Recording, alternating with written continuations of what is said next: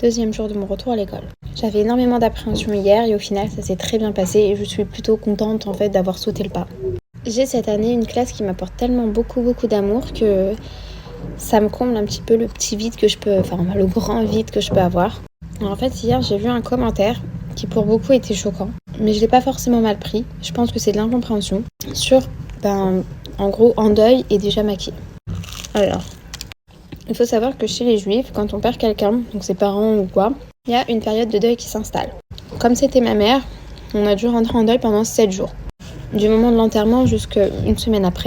Pendant ces 7 jours, on n'avait pas le droit de se laver, pas le droit de se doucher, rien. Les miroirs de la maison étaient totalement recouverts, donc on ne se voyait pas. Et je n'étais pas du tout maquillée. On fait rien, on ne se sert pas, on est assis par terre, voilà. Pendant 7 jours. Et beaucoup de personnes viennent nous voir pour nous apporter de la consolation, nous apporter des plats, etc. Maintenant, moi, je suis encore en deuil pendant 1 an. Mais à sortir de ces 7 jours, j'ai certaines règles qui changent un petit peu. Clairement, je peux me doucher, mais je peux pas me rendre à des fêtes, je ne peux pas me réjouir en fait d'une quelconque fête. Écouter la musique, je ne peux pas. Et plein d'autres choses pendant 1 an. M'acheter des vêtements, sauf si c'est pour le travail en tant que rémunération.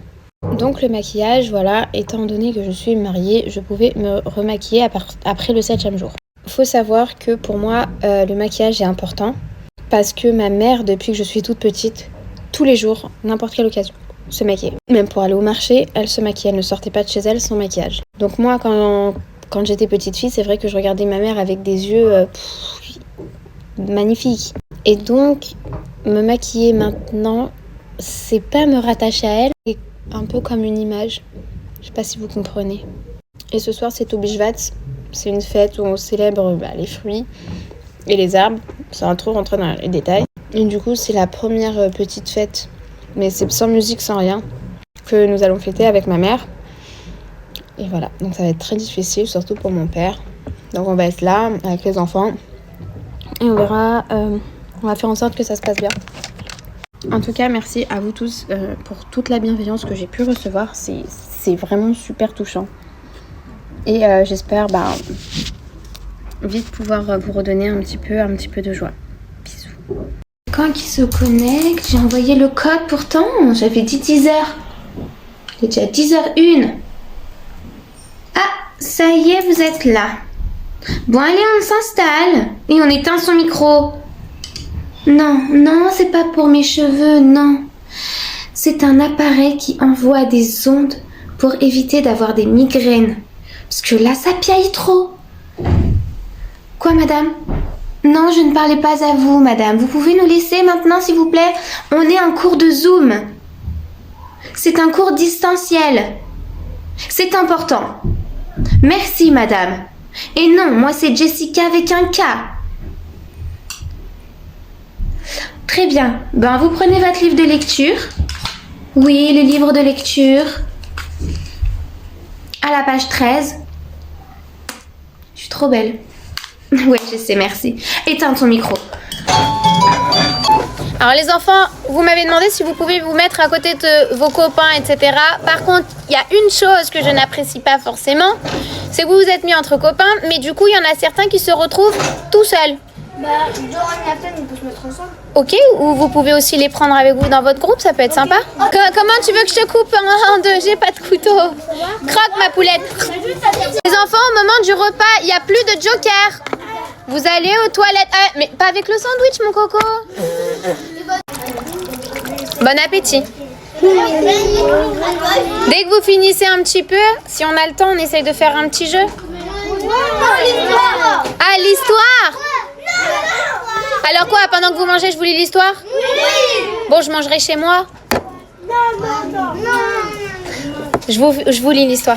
Comme ça, on a le temps de la finir. Ah, je mangerai chez moi, c'est pas grave. Non, jamais non, sinon je vais cracher partout. Mais c'est difficile. C'est pas grave, je préfère vous lire l'histoire, comme ça elle vient. Et donc du coup, je le prête à quelqu'un qui a envie. Vous n'oubliez pas de le ramener lundi. Ok. Ils sont le ramener, on a oublié. Ah non. Ok, nous on s'était arrêté. Vous avez Le carton est tombé, on le tenait. Prêt? Et salut, vous mangez avec moi. Alors aujourd'hui, on a un poulet curry.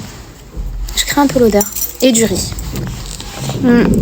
Ah, quoi que non, ça sent bon. On va goûter le poulet ensemble avec une petite sauce. Je crois que je vais me brûler la langue. Non, c'est bon. Je crois qu'il y a un fantôme ou un esprit dans ma classe. Tout le mur du fond, toutes les affichages elles se sont décollés, là ça part encore. Faut que je vous raconte l'anecdote trop mignonne. Quand j'ai corrigé mes évaluations sur les types de phrases ce week-end, c'était trop chou. Il y avait une phrase qu'il fallait transformer en phrase exclamative.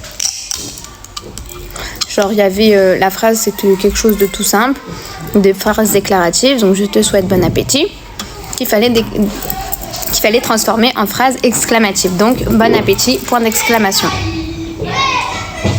C'est les CM1 qui sortent. Ouh. Red Bull Myrtille, trop bon.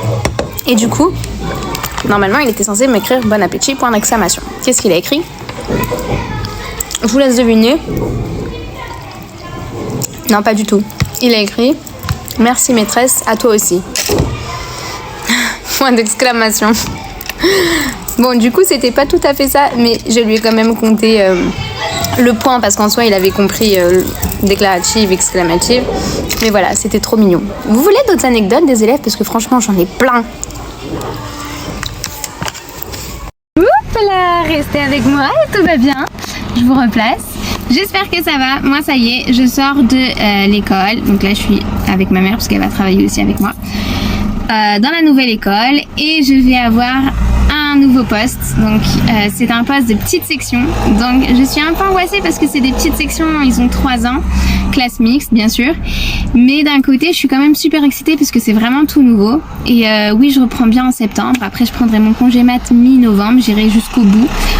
Et je reprendrai normalement mi-avril. Puis ensuite, je pense que l'année d'après, je reprendrai un autre poste, mais au niveau du primaire. Pourquoi ce changement? Ben tout simplement parce que cette occasion s'est présentée et que je me suis dit pourquoi pas changer, sachant que je ne change pas de ville, je suis dans la même ville et que au niveau de l'école, ben cette fois-ci c'est une école mixte toute la primaire avec des uniformes et j'aime trop les uniformes. Donc je croise les doigts pour que ça se passe bien. J'ai dû mettre mes lunettes pour mieux voir, mais je crois que j'avais très bien vu sans. Je suis tombée sur le multivers de TikTok. Je crois que je vais m'arrêter de manger, je vais aller faire mes photocopies en avance, hein, c'est plus possible. Crevez-moi les yeux, crevez-moi... Non, mais c'est pas possible. Non, crevez-moi pas les yeux, j'en ai besoin. J'étais encore une fois en train de scroller sur TikTok, ça m'apprendra à scroller. Après, les poils... je crois que je suis tombée sur autre chose. Et je crois que l'algorithme se trompe, c'est pas mon kiff du tout. Je vous dis pas, j'ai pas envie de vous choquer. Bref, encore une fille, elle était genre incroyablement belle. Elle faisait sa meilleure danse et tout en pyjama. Jusqu'à... que je me rende compte qu'elle avait quelque chose entre les jambes. Alors elle doit certainement être dans une transition. Et courage à elle parce que c'est difficile. Mais, dans toutes ces vidéos... T'avais compris ou quoi? Je me dis, on est quand même sur une plateforme divertissante, mais divertissante pas dans ce sens-là. Je comprends pas le but de montrer des atouts ou des trucs comme ça. Je me dis, c'est triste d'attirer les vues pour ça. Quand c'est qu'une vidéo, y a pas de problème en fait. Je sais pas. Mais quand tout ton contenu tourne autour de ça, pour ça, moi je veux pas que mes enfants ils aient TikTok. Parce que oui, de base, c'est juste des vidéos divertissantes. Les danses, des trucs comme... Il y a des Pokémon sauvages qui apparaissent, hein. Et les Pokémon, elles doivent être rangées dans les Pokéballs. Et je suis sûre, ceux qui vont me dire « Mais c'est la liberté, nanani, nanana », seront les mêmes qui vont me dire « Mais toi, en tant que prof, quand tu dis un gros mot, non. » Allez, je finis mon saumon. Salut. Petite story time et gros coup de cœur. Je suis au parc avec les enfants et mon chéri. Maya et Eden, ils sont partis faire du toboggan, il y avait d'autres enfants. La mère des enfants, elle était au téléphone, donc elle était vraiment loin, elle s'en battait les cacahuètes en fait, de ce qui se passait. J'étais en train de jouer au basket avec mon chéri. Et là, je vois mes enfants courir. Ils pleurent. Et en fait, il y a d'autres enfants qui sont en train de leur crier dessus. Allez, cassez-vous, machin. Eden revient et nous dit, ils nous ont insultés de petits cons. Bon, les gamins, ils doivent avoir 4 ans, entre 4 ans et 8 ans.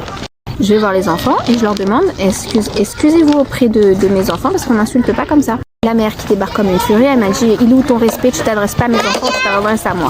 Je lui dis, vous étiez au téléphone et c'est rien, c'est une histoire entre les enfants. Donc voilà, c'est tout, point, ça s'arrête là, il s'excuse et on s'en va. Bref, la mère, elle me dit quoi? Non, il n'y a pas de respect, t'as aucun respect. Mais écoutez la suite. Son grand lui dit oui maman, elle a bien insulté.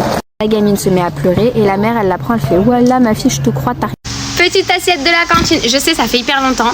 J'ai dit que j'irais plus mais quand même ça sentait tellement bon que j'ai... Et je remontais tranquillement dans ma classe quand je vois quoi? Un élève qui traîne dans les couloirs. Ni une ni deux je l'attrape. Viens là. Qu'est-ce qu'il fait là? Qu'est-ce que tu fais là? Pourquoi j'ai ton fils? Vous le connaissez? Je suis qui? Ta mère. Non, c'est toi, moi, ta mère. C'est mon fils. En plus, je vais fermer la porte au nez, je lui dis ah non, pas toi. Donc aujourd'hui, tu vas faire le Eat With Me avec moi. Allez, fais Eat With Me. Eat with me. N'importe quoi, je fais même pas ça. On va goûter à la pomme de terre. Mets une note sur 10. Moins 10. C'est beaucoup salé. Bah ouais, j'ai pas remué. Mais c'est bon? Ok, je vais pas tout te donner parce que c'est mon plat.